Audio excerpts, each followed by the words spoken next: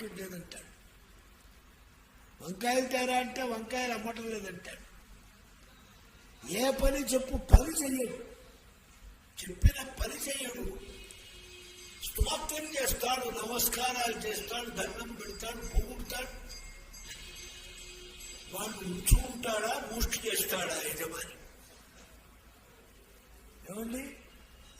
అలాగే నీకుగా నిర్ణయించబడి నీకు నియమించినటువంటి ధర్మం,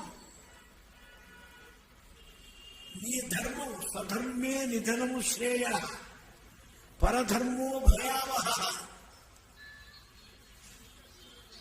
స్వధర్మంలో ఉండు, మరణించినా పరవాలి, అది శ్రేయస్సే. పరధర్మంలోకి వెళ్ళబోకు, నీ ధర్మంలోకి నువ్వు నడు. నీ ధర్మం చాలా గొప్పది. ధర్మాన్ని